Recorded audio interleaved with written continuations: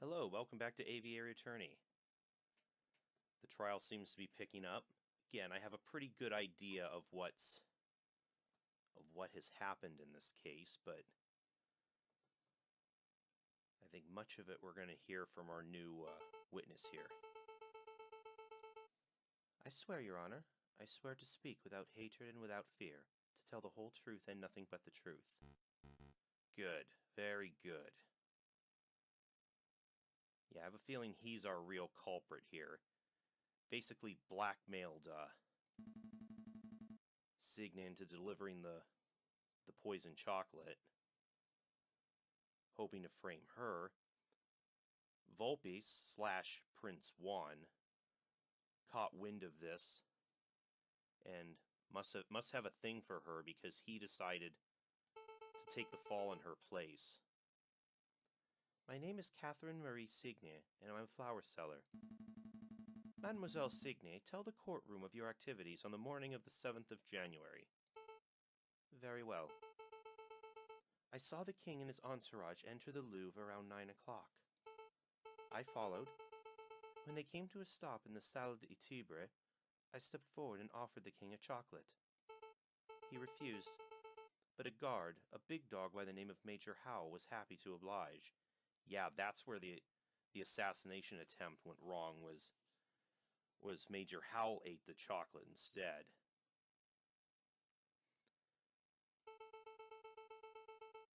The guard died because I, personally, had previously added poison to the chocolates. No, that can't be right. I used poison derived from monkshood, a notoriously dangerous plant. As a flower seller, it was simple to acquire. Why did you do it, mademoiselle? Why? Monsieur, people have tried to kill the king before, and people will try again.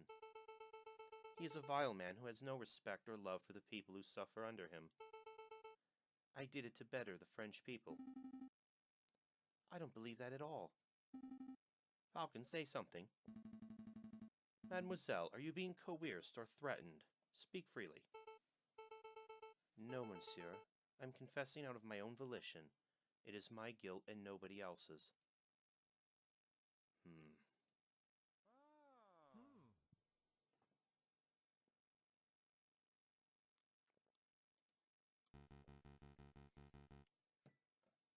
Well, defense, it looks like you wormed a confession out of this murderous pute.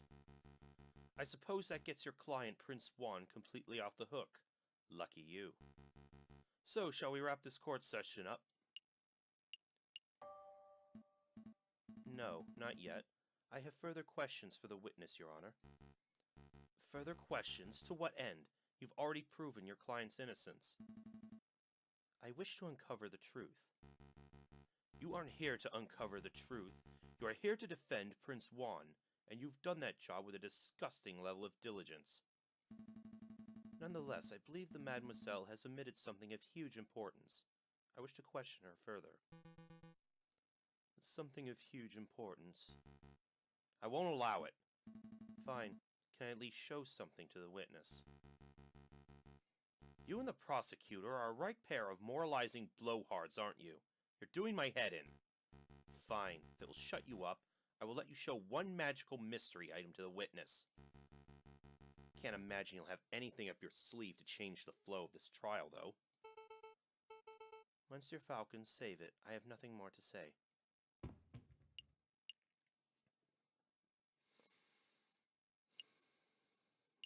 What? I'm thinking...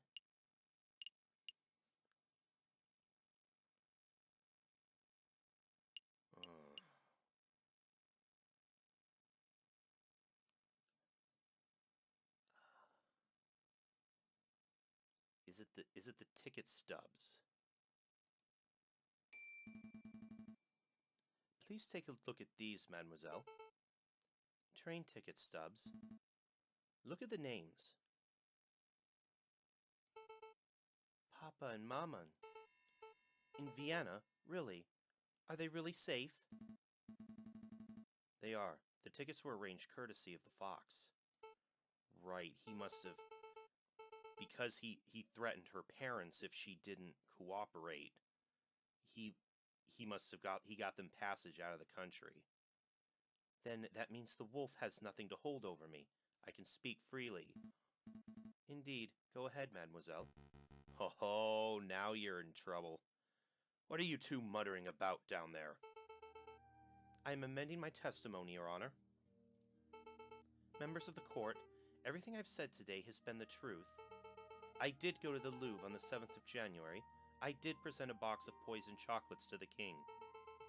Except it was not of my volition. I was threatened. I was forced to carry out the task under threat of harm. You see, my family has been struggling to get by. The winter's been harsh and my flower business has been struggling. One day a man approached me, a man I assumed to be kind-hearted. This man offered me 200 francs to get us through the cold. But I could not afford to repay the debt. When I attempted to bargain with the man, he offered me a deal. Assist him with murder and he would drop all debts. Refuse and he would ruin me and my parents. I obliged because the alternative meant death for those I love. The name of the man who did this is Judge Romulus.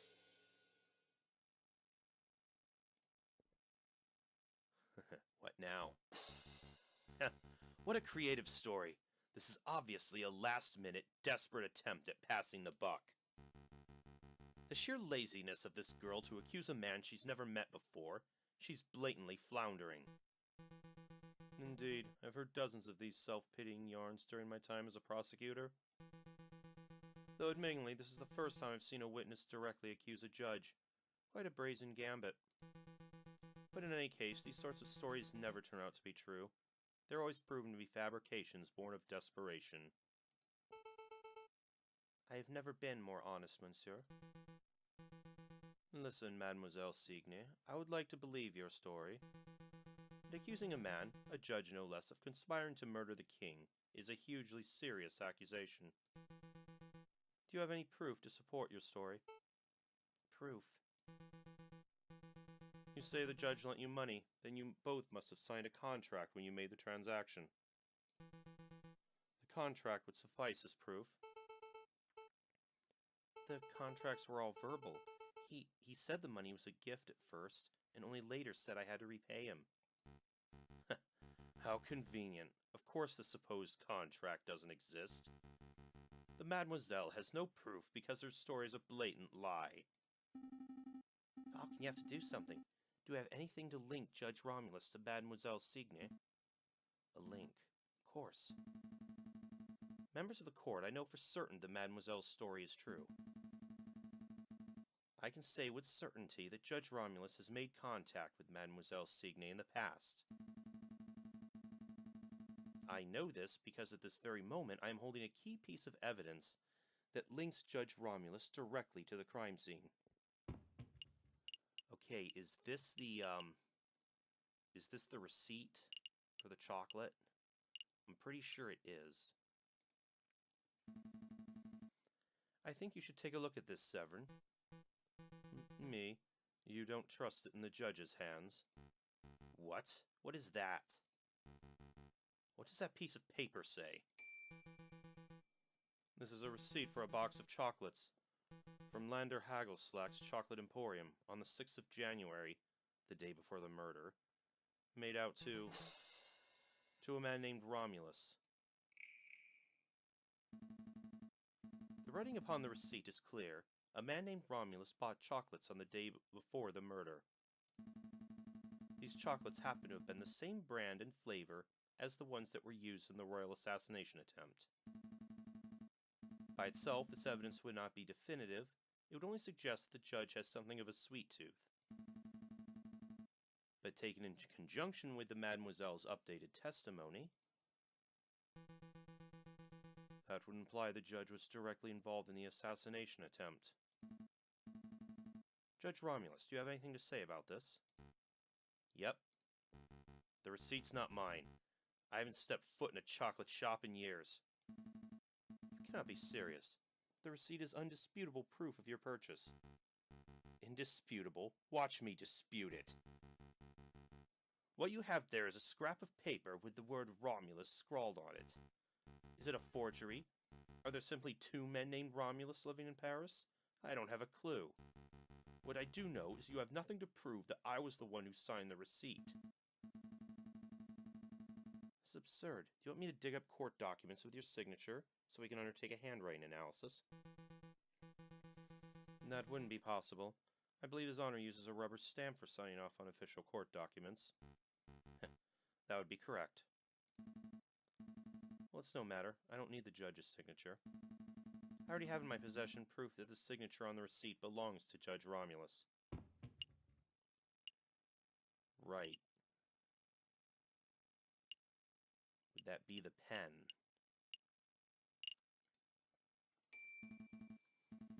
Oh, but first things first. I believe you dropped your pen, Your Honor.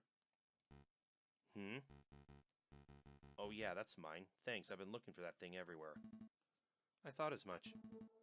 Mesdames and Messieurs, last night I was assaulted outside Salpêtre Hospital.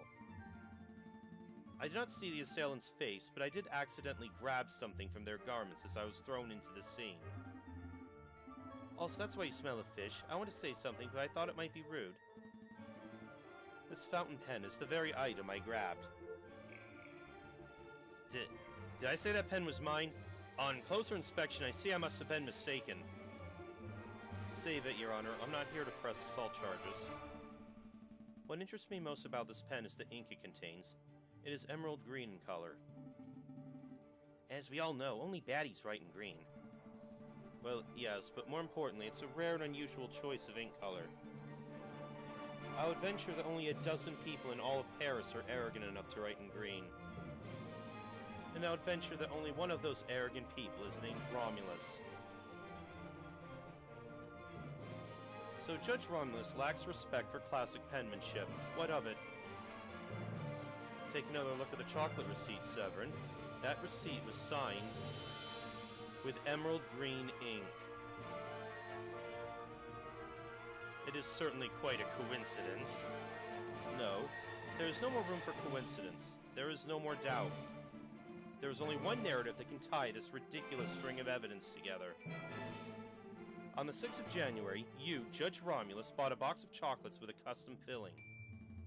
That custom filling contained poison originating from the flowers of Mademoiselle Signe, a street seller who owed you a debt. On the 7th of January, you, Judge Romulus, leveraged that debt to force the girl to present the poisoned chocolates to the king. Then, an idiot of a man by the name of Juan framed himself as the murderer in order to take the fall in Mademoiselle Signe's stead. You pushed for Juan's guilt by priming a witness, Monsieur Toussaint Kingsley. Then, when that failed, you pressured Mademoiselle Signe to take full responsibility for the crime. That is the only narrative that makes sense. Admit it. Fine. I do admit it. I did it.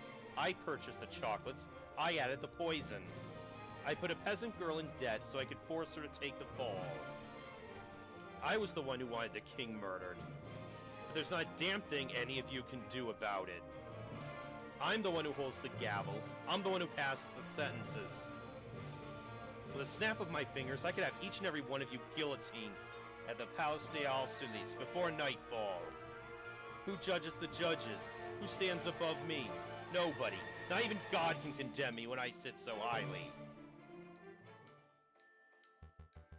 Oh.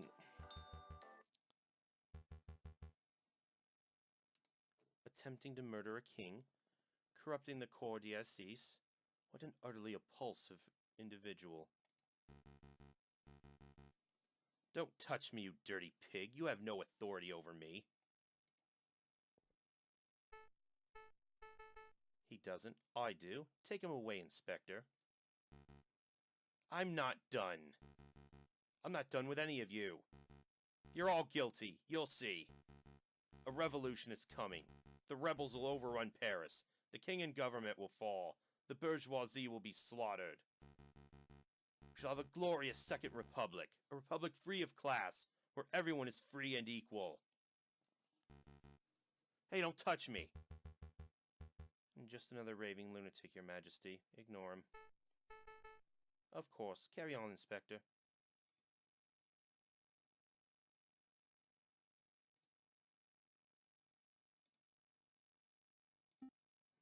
What happens now?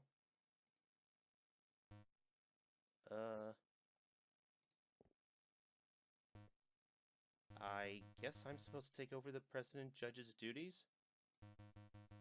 Well, given the surprising series of revelations that just took place, we believe the results are clear. We find the defendant, Prince Juan Quierdo, to be cleared of all charges. We therefore find the defendant not guilty. Yay!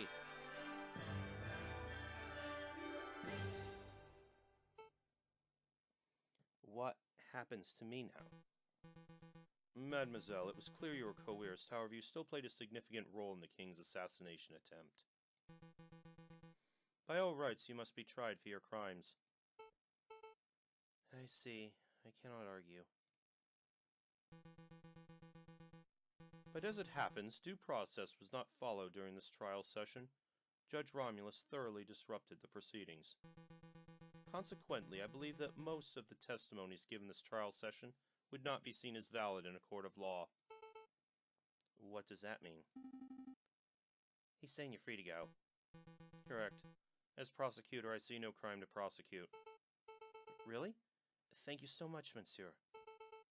And thank you, monsieurs. Without your help and assurances, I don't know where I'd be right now. So, are my parents really in Vienna?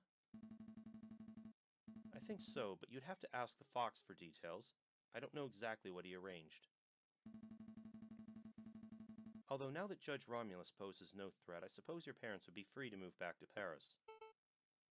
Actually, I may follow them to Vienna. Need a holiday after all this drama? Well, yes, but I also want to get away from here before the fighting starts. You mean the revolution Judge Romulus mentioned? He doesn't seem mentally stable. Pay him no mind. It's not just him, monsieur. In the streets, everyone talks of an uprising. If you were smart, you'd clear out of here too. Thanks for the concern, mademoiselle. But we're far from smart, so we're staying put. I see. Then good luck, messieurs, and farewell. Maybe we can meet again when this is all blown over. Wait, mademoiselle, don't you want to have a quick celebratory drink? Oh, she's gone. So I guess it's just you, me, and the fox, right, Falcon? That sounds good, Sparrowson. Take Prince Juan back to the Aviary office. I need to sort out some paperwork with Severin. Okie dokie. I suppose the congratulations are in order. Uncovering the truth in the way that you did was quite a feat. Everything went far better than I could have hoped, but you surprised me at the end with that little lie of yours. Lie? This trial's testimonies are completely invalid. Bullcock. You and I both know this trial produced ample valid evidence for Mademoiselle Signe to be detained and tried. Even with the coercion accounted for, I bet she could still be found guilty of conspiracy or accessory to murder. So why are you holding back? You know, 10, maybe 5 years ago, I probably would have prosecuted Mademoiselle Signe. When I was fresh out of law school, I thought my role as a prosecutor was to condemn every potential criminal that came my way. I thought if the guilty person ends up behind bars or on the hanging dock, then justice has been served. But as I gained experience, I started noticing the details.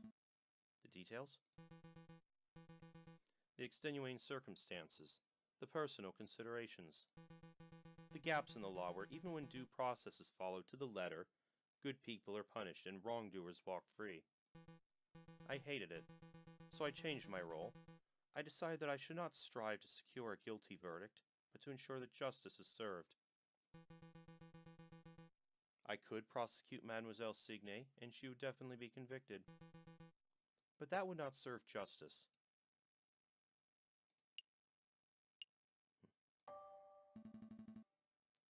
You're a good lawyer, Cocorico. You're not terrible, Falcon. Thanks.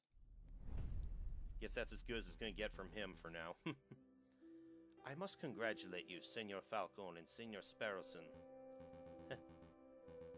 What am I doing, still using that old accent? Of course I meant congratulations, Monsieur Falcon and Sparrowson.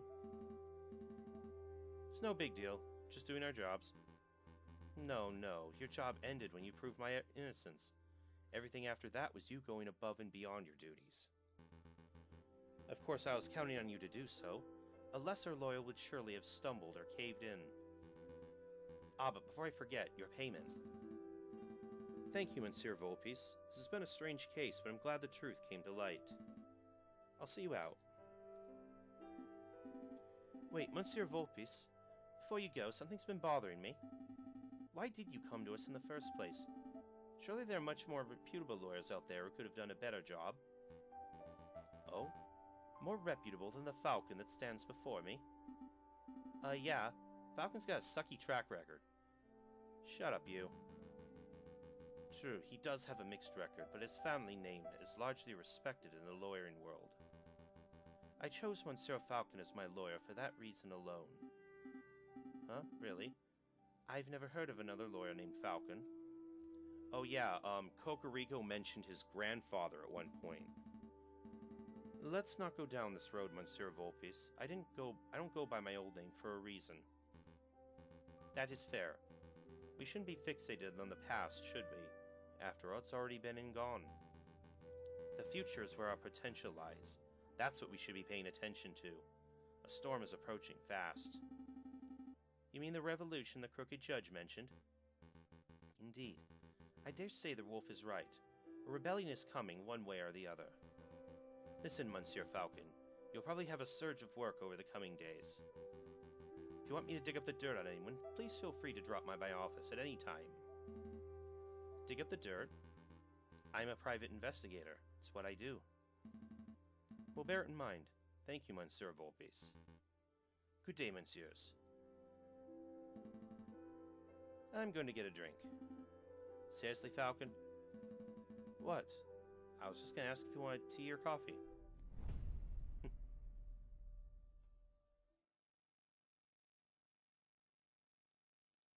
Okay, that